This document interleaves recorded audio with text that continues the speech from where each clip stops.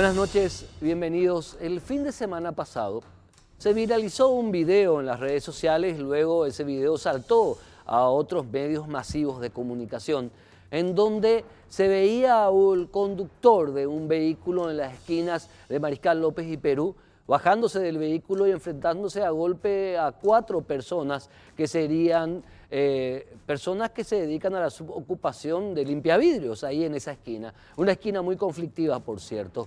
Y el debate se cernió sobre eso, la presencia de los limpiavidrios, si por qué la violencia, si es una situación que tiene que ver políticamente con Mario Ferreiro, con no. Había una serie de acusaciones, de retruques, de ataques, de contestaciones, pero uno fijándose bien en el video, cuando la persona que graba el video hace una especie de paneo y a algunos metros de ese lugar donde se estaba produciendo el enfrentamiento a golpes, que duró pocos segundos, se ve a alguien que realmente deberíamos interesarnos, sobre quien deberíamos discutir la suerte de ese alguien y de otros tantos aliens que están prácticamente viviendo a vista nuestra, pero sin que a nosotros nos interese. Era una criatura, una niña o un niño, no se ve bien si era una niña o un niño, a quien se le ve por pocos segundos viendo aterrorizada esta criatura, cómo esos adultos se enfrentaban a golpes. Estimo que era alguien, una criatura, hijo, hija, pariente, un menor, una menor que acompañaba a esos adultos que estaban realizando esa ocupación de ser limpiavidrios en esa esquina. Más allá del debate de la presencia de los limpiavidrios, una cuestión que tiene que ver con seguridad social, una cuestión que tiene que ver con seguridad interna, con seguridad pública, con dignificación, deberíamos fijarnos en esa criatura. ¿Cuántas criaturas como ella están a la vista de todos nosotros, en las calles de la ciudad capital, en las calles del país, y no nos interesa? ¿Qué futuro tiene esa criatura? ¿Qué futuro nosotros como sociedad le damos? ¿Nos interesa tal vez? ¿Realmente nos interesa esa y otras miles de criaturas en situación de calle? ¿Realmente nos conmueve esa imagen? Como sociedad, ¿qué queremos? ¿Qué futuro tenemos si es que no nos va a interesar la suerte de miles de criaturas como esa que observaba como adultos? Tal vez ahí estaba su mamá o su papá, se enfrentaban a golpes con otra persona, mirando aterrorizada, viviendo en la maldita suerte que le tocó vivir a esta criatura y que no tendría por qué estar en situación de calle. No tendría por qué estar viviendo en ese círculo que para esa personita solamente va a ser un círculo de miseria, porque a nosotros como sociedad no nos interesan. Permanecen anónimas estas criaturas. Para mí, más allá de ese enfrentamiento entre adultos a golpes de puño, que revela toda una situación, me conmueve a mí personalmente la suerte del mañana de esa criatura. ¿Qué tipo de mañana, qué tipo de futuro tienen ellos, los niños de la calle, los niños que acompañan a los adultos a realizar sus ocupaciones para tener algunas monedas para poder comer ese día? Como sociedad, ¿qué estamos construyendo? Si es que no vamos a poner en el centro del debate la suerte de estos menores, la suerte de estos niños y niñas. Yo les puedo decir que penosamente esa niña, ese niño a quien se le ve aterrorizado como esas personas se enfrentaban a golpes, les puedo decir que no tienen ningún futuro. Y vamos a seguir generando generaciones de paraguayos y paraguayas que no van a tener futuro en la medida que no pongamos la suerte de estos niños en el centro del debate. Nos debe compeler a todos. Esta imagen nos debe reclamar a todos y nos reclama a todos como sociedad. Nuestro desinterés, nuestra apatía. No exigir a la clase política, a la clase dirigencial, a las autoridades pertinentes la reacción inmediata, la protección, el auxilio. Porque como futuro no tenemos sociedad si seguimos descuidando a estos niños de la calle. Vamos a la pausa.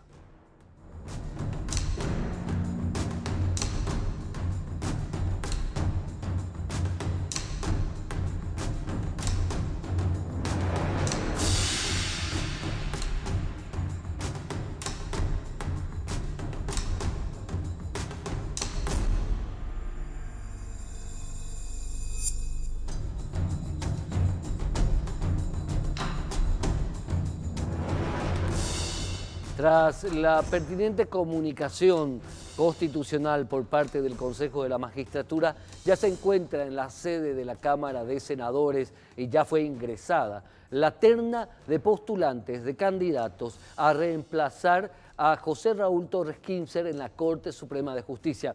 Vez pasada comenzamos el análisis al cual ya estamos acostumbrados acá en Causa Justa con los ternados a este tipo de cargos.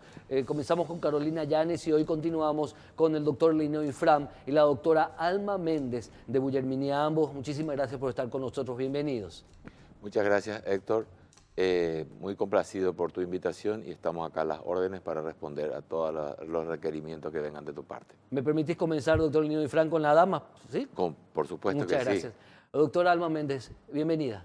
Buenas noches, Héctor, a vos y a tu audiencia. Gracias por la invitación.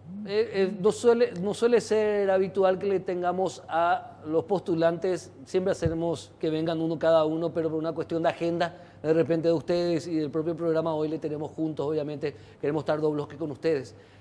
Doctora Alma Méndez, ¿quién es la doctora Alma Méndez? Prácticamente las mismas preguntas que le hice a Carolina Llanes. ¿Quién es Alma Méndez?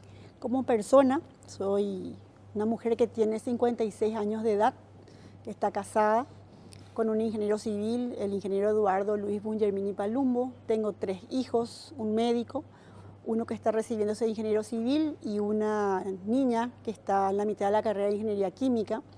Hace 31 años soy abogada, 10 años me dediqué al ejercicio libre de la profesión, hace 21 años soy magistrada. Fui magistrada de primera instancia, magistrada de segunda instancia, estoy siendo ahora desde hace 7 años.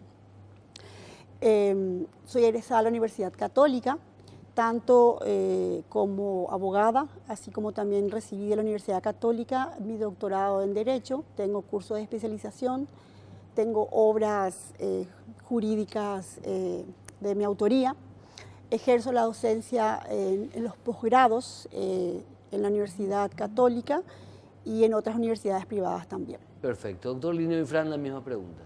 Sí, yo soy Linneo Infram Saldívar, egresado de la Universidad Nacional de Asunción en el año 1976. Posteriormente, en el año 2001, presenté mi tesis de doctorado en Derecho sobre el tema la inconstitucionalidad y sus efectos erga omnes. Tengo publicado 4 libros de mi autoría. Soy docente desde hace más de 30 años en varias cátedras. En la Universidad Nacional de Asunción me inicié enseñando. Después extendí mis enseñanzas en las facultades privadas, como ser Uninorte, la Autónoma, la Iberoamericana, y ya después ya no me da más el tiempo para enseñar, así que lastimosamente no lo puedo hacer. Ingresé al Poder Judicial luego de haber ejercido la profesión 8 años, un corto lapso, en el año 1984, y en la actualidad tengo 36 años de ejercicio en la magistratura.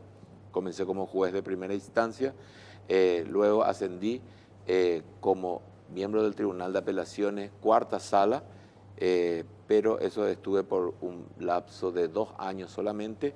De ahí me trasladé al exterior, ejercí la función de diplomático por 3 años. A mi vuelta fui reincorporado como miembro del Tribunal de Apelación de Ciudad del Este, donde estuve por espacio de 2 años. Era miembro del Tribunal de Apelaciones multifuero y estuvo en ese momento, fui el presidente de la circunscripción Judicial cuando se inauguró lo que era el palacio, que ahora quedó un poco chico, no, creo que ya no es tan palacio, sino que más bien Palacete sería. una casita sería, ¿verdad? Porque quedó realmente tan pequeño. Y después participé del concurso en el año 1995, ya por la Constitución de 1992, y en el 95 fui nombrado miembro del Tribunal de Apelaciones en lo civil Quinta Sala, y es el lugar donde estoy hasta hoy, y que soy ya magistrado inamovible según lo establece la Constitución. Perfecto. Ambos reconocidos como dos magistrados y dos académicos, ambos, ¿verdad? Por ende, de tantos años de trabajo, por ende han de tener una visión propia de lo que hoy es el servicio de justicia. Doctora Alma, ¿cuál es para usted hoy el estado del servicio de justicia en nuestro país? Sí, yo creo que tenemos que reconocer de que la ciudadanía no está satisfecha con el servicio de justicia que estamos prestando, por diversos motivos. Todos conocemos la problemática de la mora, la corrupción, que en el caso de llegar al puesto, obviamente tengo unos ejes con los que trabajaría para combatir estos dos males, pero fundamentalmente yo creo que nuestro gran compromiso es devolverle a la justicia el rostro humano, recordarnos a los operadores del derecho que detrás de cada caso hay un ser humano con una familia, con problemas que ponen en nuestras manos para que los resolvamos. Y también tener en cuenta como centro la dignidad del ser humano.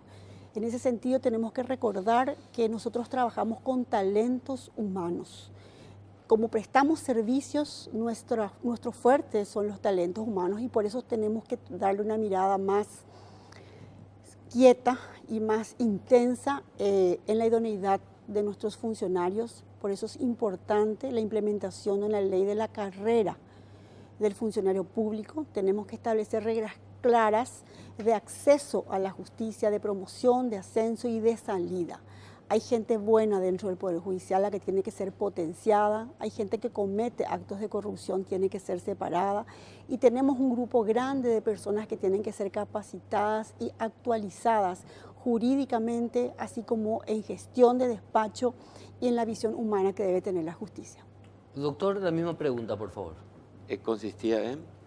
¿Cuál es, de acuerdo a la larga experiencia de ambos, como magistrados y como académicos reconocidos, el estado del servicio de justicia como tal en nuestro país? Bueno, el estado de servicio de justicia, tal como yo lo veo, está con algunas deficiencias que hacen que deban tomarse medidas importantes para que ello pueda funcionar y vaya a rendir las expectativas que tiene el justiciable hoy en día.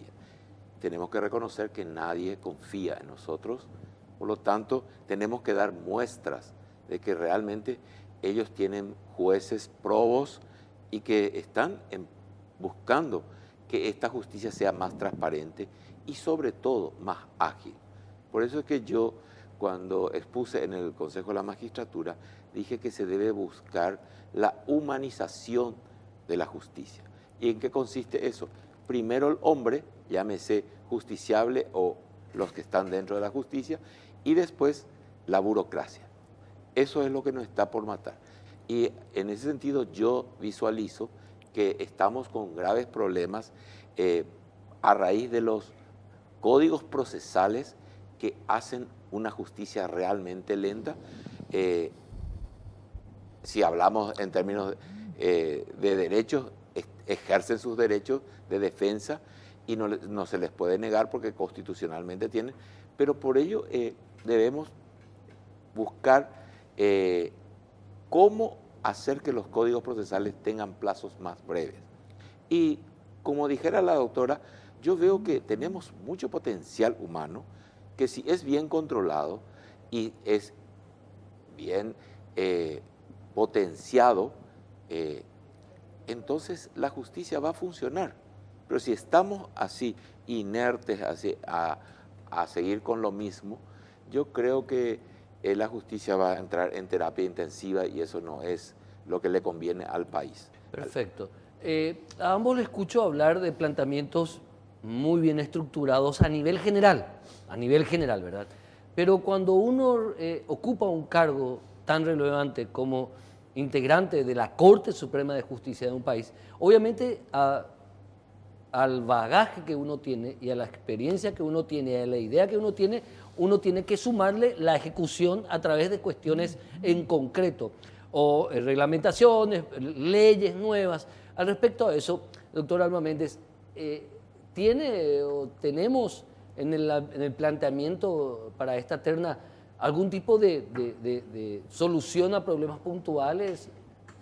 Sí. Siempre hablo de que la mora es una consecuencia de problemas sistémicos y estructurales. Si nosotros no atacamos esos problemas sistémicos y estructurales, no vamos a lograr disminuir la mora, porque hablar de erradicación de la mora creo que es un poco pretencioso. Tenemos que establecer reingenierías y reestructuras a nivel administrativo e institucional, jurisdiccional, que respondan a políticas claras de gestión. Para eso tenemos nosotros nuestras estrategias políticas del Poder Judicial. Necesitamos que los controles funcionen efectivamente. Tenemos distintos sistemas de control, llámese Oficina de Quejas y Denuncias, llámese Consejo de Superintendencia, auditorías. Sin embargo, estos niveles de control se superponen en muchos aspectos. Y hay otros aspectos de la justicia, tanto en la parte administrativa como jurisdiccional, que quedan sin control. Tenemos que profesionalizar nuestras auditorías. Una forma eficaz de combatir la mora, a mi modo de ver, es la implementación efectiva de los medios alternativos de resolución de conflictos, conciliación, mediación, arbitraje, que de hecho están contemplados en nuestra legislación. Es más, tenemos protocolos y guías de buenas prácticas para su aplicación. El problema es que nosotros como sociedad y nosotros particularmente como operadores de derecho, al parecer no dimensionamos de la importancia de estas herramientas. A través de estos medios alternativos se pueden desagotar una gran cantidad de conflictos que no hace falta que permanezcan dentro del Poder Judicial, porque las partes van a poder llegar a soluciones ellas mismas y van a ser soluciones más satisfactorias, dejando al Poder Judicial solamente aquellas causas que involucran intereses jurídicos no negociables. También tenemos que transversalizar la tecnología que permite la transparencia, insistir en la capacitación de los funcionarios y de los jueces en materia de gestión de despacho. Los abogados y por ende los jueces, que somos abogados, y los funcionarios no estamos entrenados en gestión de despacho, que es lo que genera en gran medida también la mora.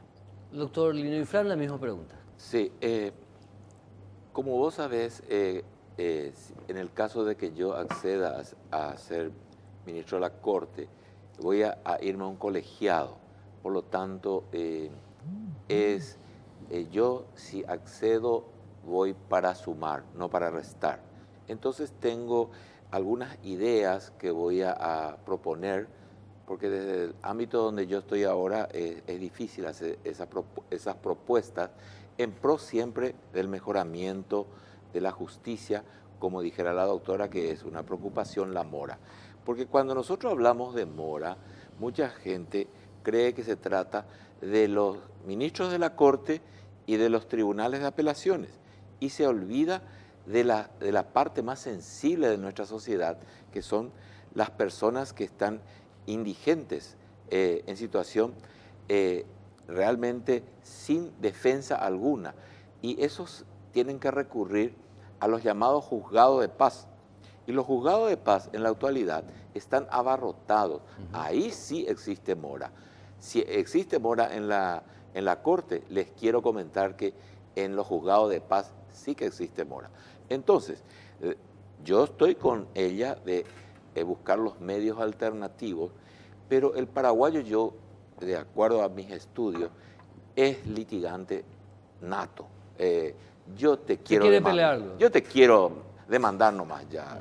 ¿Entendés? Y eso tenemos que tratar de erradicar por medios alternativos, que vos le decís, vamos a llegar a un acuerdo, no, venganza nomás, entonces se torna muy difícil. Por eso es que yo creo que la única forma es, primero, potenciar los juzgados de paz, porque en Capital y Central tenemos 60 juzgados de paz o algo así, o un poco más, no sé, y tenemos como para cada uno de ellos reservado entre 5.000 y 6.000 expedientes por año que tienen que atender. Y humanamente es imposible que dicten sentencia. Entonces, ¿qué tenemos que hacer? Y buscar soluciones pragmáticas, es decir, soluciones reales.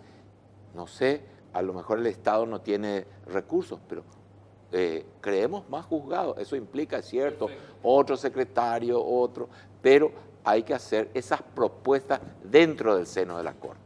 A la vuelta del corte, continuamos con el doctor Linneo Ifrán y la doctora Alma Méndez de Guillermín.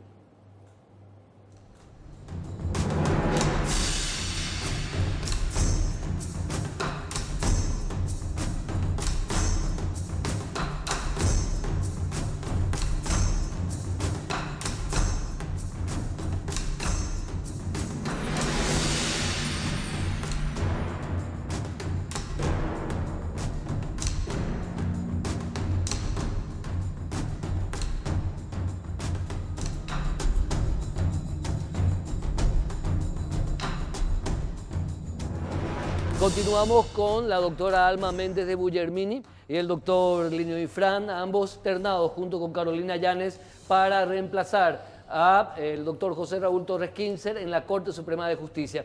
Doctora Alma Méndez, volviendo a lo que sea, porque me interesa saber qué ideas tienen. O sea, si bien quiero insistir en esto porque la audiencia que ve quiere saber, bueno, van a ser ministro de Corte, uno de ellos tres, y entonces, ¿qué concretamente? O sea, cuando se habla de cuestiones así generales que sabemos, en las cuestiones particulares, ¿debe haber una modificación? ¿Debe haber algún tipo de orden interno por parte de la Corte, más juzgados? ¿Qué debe haber para que mejore el servicio de justicia, doctor? Bueno, como dije, entiendo que nosotros, no es que entiendo, nosotros brindamos servicios. Nuestra riqueza son nuestros talentos humanos. Sí. Necesitamos profesionales idóneos dentro del Poder Judicial y fundamentalmente necesitamos cambiar nuestros paradigmas y nuestra mentalidad. La mentalidad litigiosista de la que habló el doctor Linneo, necesitamos cambiar porque caso contrario, yo creo que no va nuestra solución por crear más juzgados, más jueces, porque vamos a seguir teniendo el mismo problema. Yo creo que está comprobado que crear más juzgados no va a traer la solución. La solución es un cambio de mentalidad, tanto en materia de que el paraguayo y la paraguaya tenemos que tener una cultura del cumplimiento de la ley que no la tenemos y una mentalidad de que tenemos que ejercitarnos en la autocomposición de nuestros conflictos. Por otro lado, tenemos que cambiar la mentalidad en cuanto a que tenemos que apostar a la transparencia, porque la transparencia nos conviene a todos. Nosotros como operadores del derecho tenemos que ser conscientes de que la transparencia es nuestra garantía respecto de la ciudadanía y se da a través de la gestión, a través de la justicia electrónica, a través del acceso a la información, de las audiencias públicas. Tenemos que cambiar nuestros paradigmas como sociedad y creo que tenemos que comenzar por los operadores del derecho, apostando a la autocomposición y apostando a la idoneidad. ¿Y por qué hablo de esto de una forma muy insistente? Porque en este momento no hay reglas claras de acceso al servicio de justicia. Eso hace que ingresen personas que no están capacitadas. Al entrar personas sin capacitación debida, tenemos un derecho laboral constitucional muy tuitivo. ¿Qué significa eso? Que difícilmente yo después pueda, sin violar derechos constitucionales, sacar fuera del sistema de justicia a esas personas. Entonces, tenemos que tener reglas claras de acceso, mantener en la capacitación y reglas claras de promoción y salida del sistema. Yo creo que avanzamos en estos últimos tiempos en el tema de que nos abrimos a los concursos públicos. Antes lo hacíamos muy dentro de casa, los concursos para el acceso a la justicia. Ahora ya abrimos más a la ciudadanía, apostar al talento humano idóneo. Doctor Lino Ifrán, la misma pregunta. Sí, yo coincido en parte con la doctora Alma Méndez, pero a ello yo debería agregar que para mí es fundamental, Héctor, el ejemplo. Yo cuando hice mi exposición ante el Consejo de la Magistratura, dije que iba a ser un férreo, digamos, iba a ser duro en lo que se llama la corrupción. Y el doctor Carlos Alberto González me preguntó, ¿cómo usted va a combatir? Y le dije, profesor, con el ejemplo. Por eso es que yo hace 36 años en el Poder Judicial llego ahora y todos mis funcionarios, cuando yo llego a las 7 de la mañana, ya están. Hay otros tribunales que vos preguntás si llegó y el secretario se le descompuso el auto. Todas son mentiritas, ¿verdad? Y también, ¿cómo yo le puedo exigir a mi personal que sean honestos si yo soy un deshonesto? Entonces, ese es el ejemplo.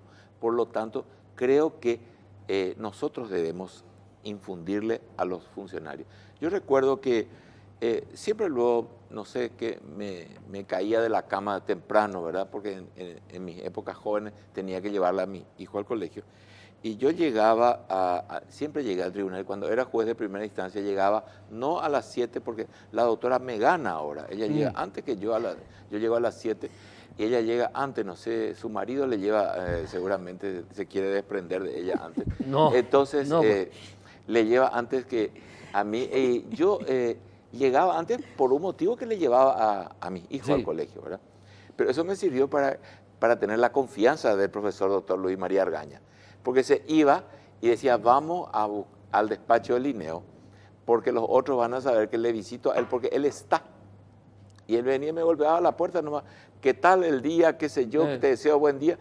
Y era una especie de control que muy jovial, muy alegre. Antonio Fretes solía hacer eso. También. Antonio Fretes lo hace cuando es presidente de la Corte. Sí. Antonio Fretes baja. Sí, baja. Lo suele hacer. Y yo creo que tenemos que involucrarnos, todos los que queremos estar en la Corte Suprema de Justicia, no quedarnos ahí encerrados y tenemos que salir un poco de nuestro. Y le gusta al magistrado. Perfecto. Vos sabés que a mí me gustaría que me visiten los ministros de Corte para ver si necesito algo, aunque no me den, pero una visita es...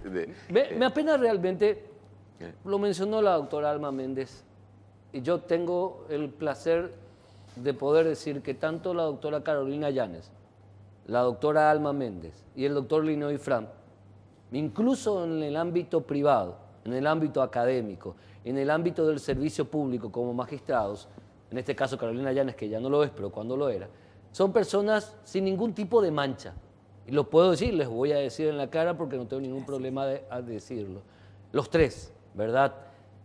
Y me apena todo el debate que se ha generado en cuanto a una decisión inadecuada, políticamente hablando, del Consejo de la Magistratura, de haber llamado a reserva una sesión sin ningún tipo de justificativo constitucional legal, hablando de que iban a hablar de la honorabilidad de los candidatos. Sin embargo, no les tembló el pulso a los miembros del Consejo de dar a publicidad los resultados de los exámenes psicotécnicos, que es algo sí íntimo, que jamás tenía que haberse dado a conocer, y el Consejo lo dio a conocer. Este debate en torno a eso puntualmente, ¿a ustedes cómo le afecta, doctora Alma Méndez? Sí, yo siento, lastimosamente, creo que estamos ensayando, vienen nuevos tiempos, nuevos cambios, y estamos ensayando la transparencia. Creo que a eso se debió, tal vez precautelando un poco el Consejo de la Magistratura, pero es una lástima porque eso lanza un manto de dudas sobre la ciudadanía. creo que vamos a mejorar eso. Y digo lo siguiente, cuando uno se presenta a un concurso como esto, nosotros somos conscientes o debemos ser conscientes de que tanto nuestra vida pública como privada va a ser expuesta. Y si no estamos dispuestos a ello, entonces no deberíamos presentarnos.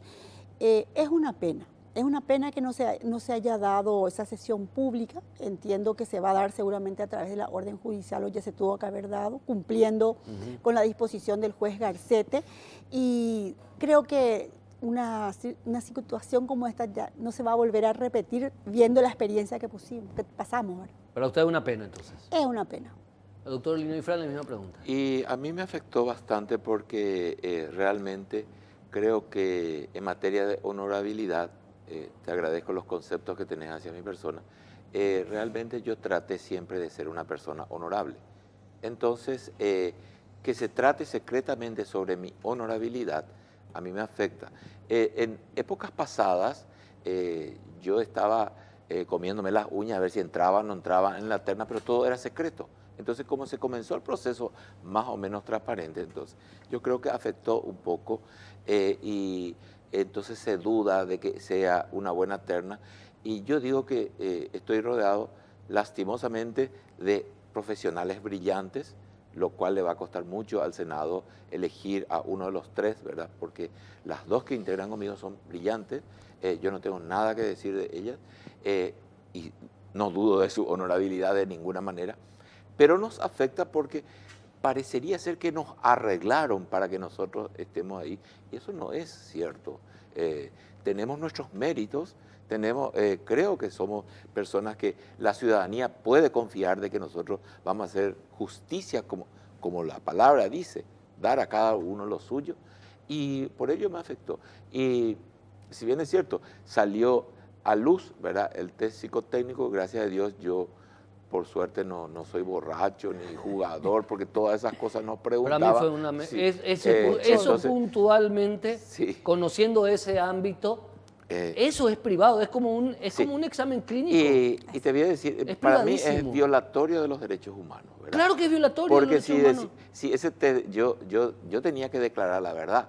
Y entonces si me preguntaba si era yo alcohólico, tengo que poner que soy alcohólico, ¿verdad? ¿Y cómo voy a dar a luz eso? Porque es una declaración, digamos, tipo una confesión al país, eso, ¿verdad? No. Entonces, Dieron a publicidad algo que no debían y escondieron algo. y lastimosamente se hizo eso, pero a lo mejor tenían las buenas intenciones de transparentar, ¿verdad? Yo no le quiero culpar todo.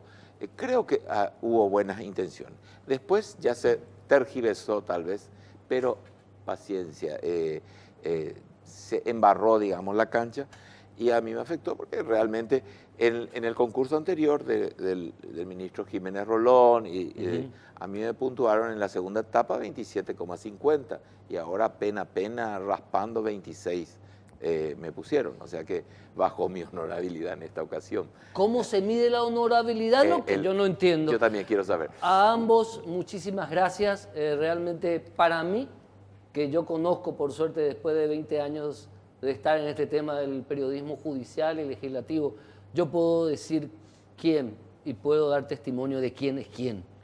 Y celebro también que hay dos mujeres en la terna, dos distinguidísimas damas, pero es una pena, porque se habla o se mancilla el nombre de tres personas que no se lo merecen, realmente. Muchísimas gracias a ambos. Gracias a vos. Gracias a vos, Héctor, y a tu audiencia. Bueno, un gusto. a la vuelta del corte hablamos con la doctora Lorena Segovia, titular del Ministerio de la Defensa Pública, que ya se está haciendo para destrabar esta situación terrible de la situación penitenciaria en nuestro país. A la vuelta del corte.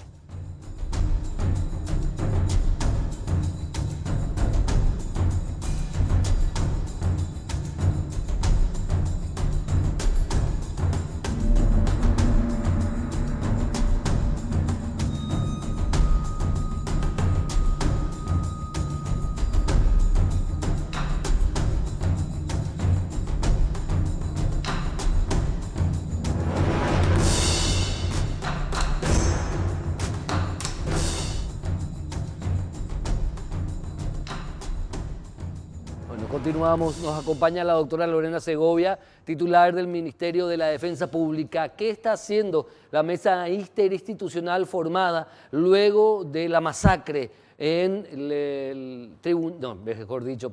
en la penitenciaría de San Pedro y hechos que sucedieron después de muertes en otras penitenciarías del país? Doctora Lorena Segovia, bienvenida, señora.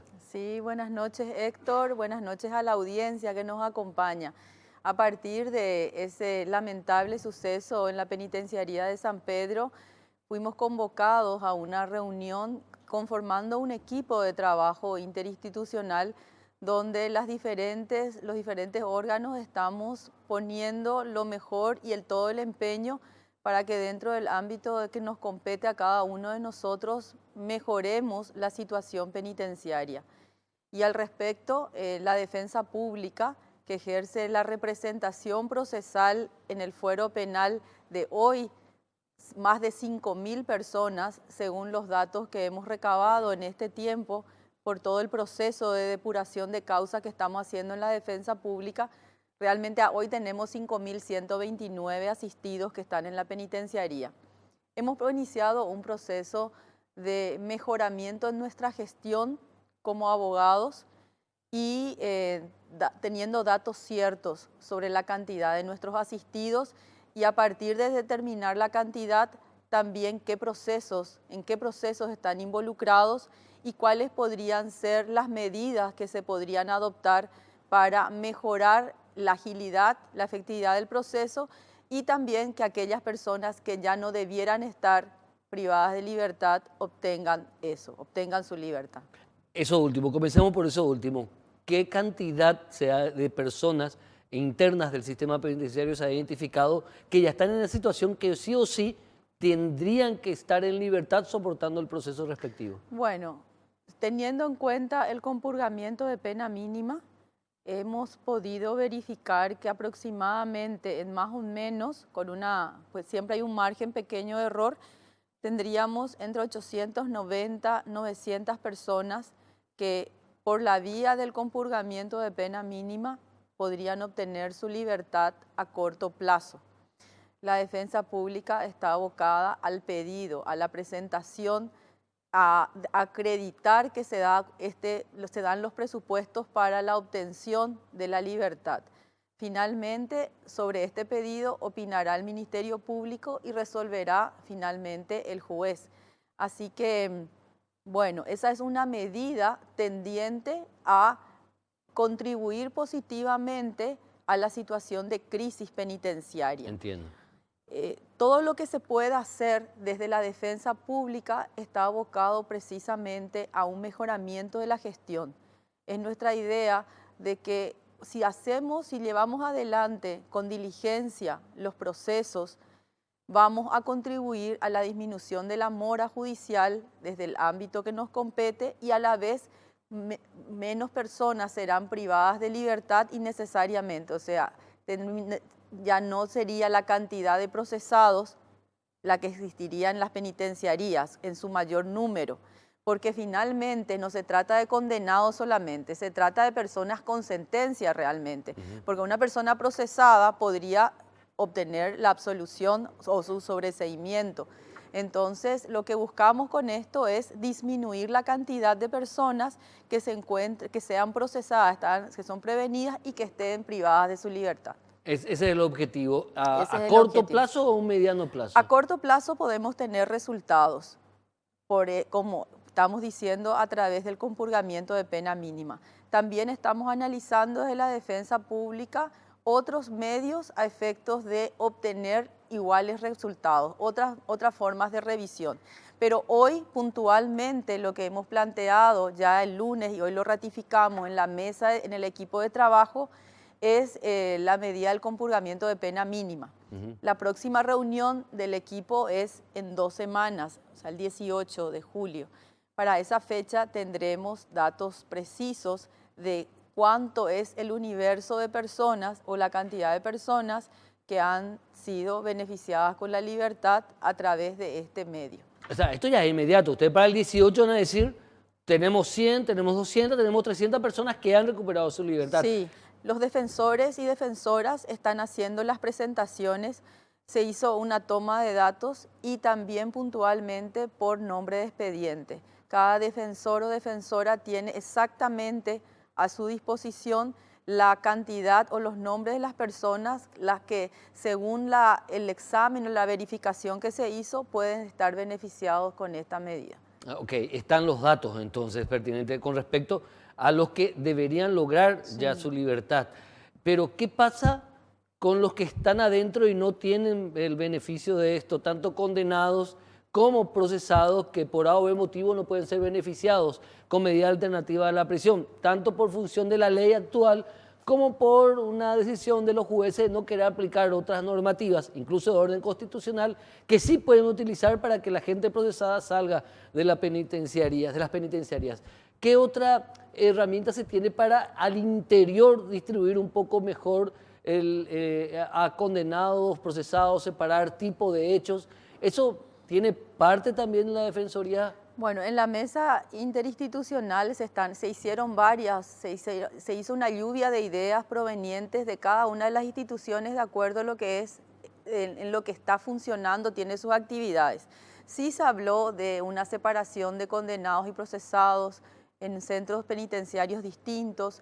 Hay muchas ideas. Hoy lo que sí se resolvió fue hablar, o sea, en la reunión se resolvió hablar de la utilización de los grilletes, o sea, de los brazaletes electrónicos. Que es una ley vigente esa. Sí, pero que tiene una dificultad con relación al órgano de aplicación, que en este momento se ha solicitado que se modifique. Y en eso es justamente la modificación legislativa. ¿Quién te debería estar controlando el tema de los grilletes? ¿La Policía Nacional o otra institución? Lo que se planteó en la reunión fue de que eso quede en el ámbito del Poder Ejecutivo y que sea el Poder Ejecutivo el que resuelva cuál sería el órgano que administraría o llevaría adelante la gestión de los brazaletes o de la... Porque esa es una cuestión de estructura edilicia, de infraestructura informática también, de adquisición de los brazaletes,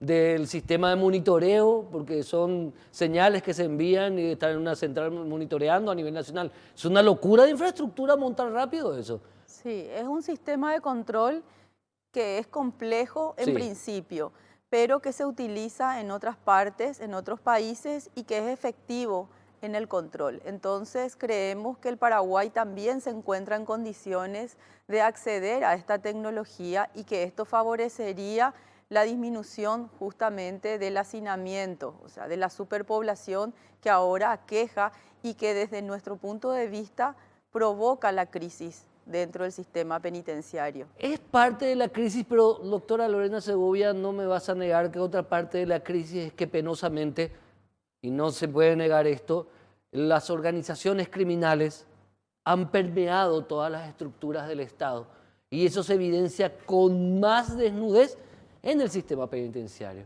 Son prácticamente dueños muchos de las penitenciarias. Bueno, en ese sentido me permito hacer un aporte. También, dada mi experiencia como ministra de Justicia y Trabajo en su momento, sucede que toda esta... compartir estos espacios de personas que son privadas de libertad por delitos comunes con personas del crimen organizado también se encuentra favorecida por la situación de hacinamiento y por el hecho de que el Estado no puede, desde su obligación, proveer a la persona privada de libertad de las condiciones mínimas que posibilite su rehabilitación o su reinserción social después. Me señalabas, doctora Lorena Segovia, algo al respecto. ¿Cómo voy a pedir que alguien se reinserte a la sociedad si cuando se le mete adentro vive en el suelo? Claro. Come de una lata de leche nido, disculpen la publicidad. ¿Cómo es posible, verdad? Precisamente eso mismo que estás señalando, Héctor, es lo que sustenta mi posición de que de qué curso o de qué capacitación se puede hablar cuando el Estado no le está proveyendo, no le posibilita a la persona privada de libertad lo mínimo necesario para mantener su dignidad. Eso es un caldo de cultivo que se utiliza o que es utilizado por aquellas personas que realmente no tienen escrúpulos en aprovechar la necesidad que se verifica en las penitenciarías. Entonces, ¿qué es lo que podemos hacer desde la defensa pública? Contribuir positivamente a través de la mayor diligencia en los procesos a nuestro cargo para que realmente los procesos terminen por sentencia o por otros actos conclusivos. Entonces, ¿qué es lo que estamos haciendo en este proceso de depuración de expedientes? Poder identificar claramente cuáles son los procesos, cuáles son los ilícitos que comúnmente estamos llevando adelante, sacar una estadística y a partir de la tramitación de estos expedientes, ver la forma de que estos puedan concluir y que estas personas que están procesadas se puedan mantener en la penitenciaría solamente aquellas que realmente, o sea, que están condenadas, no las que están procesadas. Para eso también tenemos que tratar, y es lo que ahora veremos, los mecanismos para que diligentemente los procesos lleguen a una situación de terminación, ya sea con una sentencia o con otros medios conclusivos del proceso.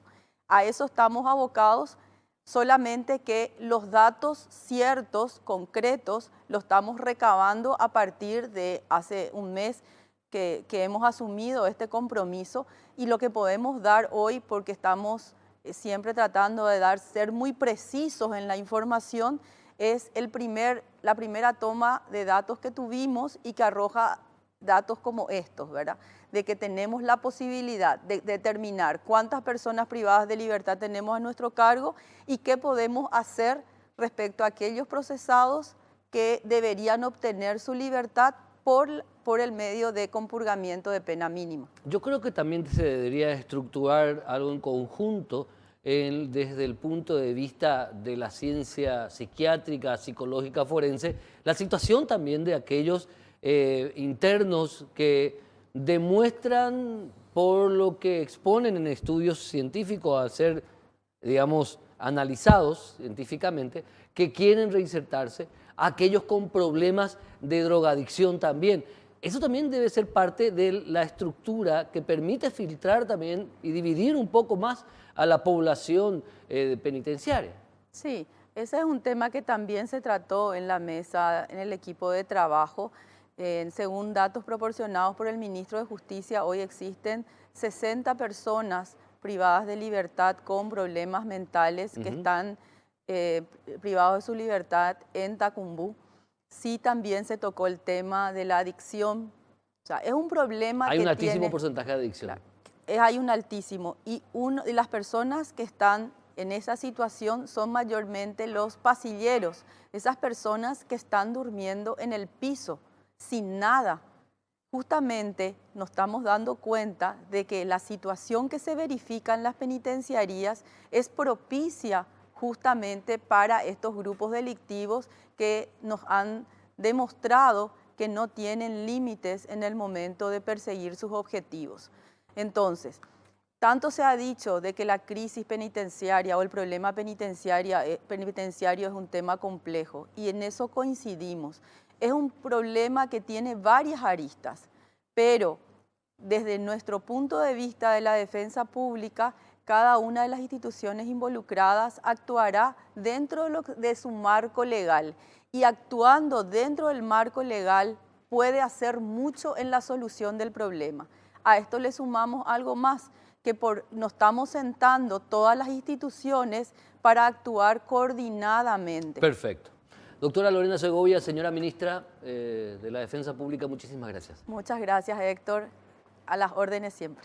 Vamos a seguir con este tema de la crisis penitenciaria. Hay mucho por hacer y principalmente dividir a la población que se quiere reinsertar a la sociedad y también a aquella que ya no ha asumido la vida del crimen y no saldrán de eso. Y bueno, hay que hacerlo porque al final de cuentas la Constitución Nacional, el objetivo de la pena es la reinserción social, pero protegiendo también el derecho de la ciudadanía honesta y trabajadora. Gracias, doctora. Nos vemos el próximo domingo. Chao.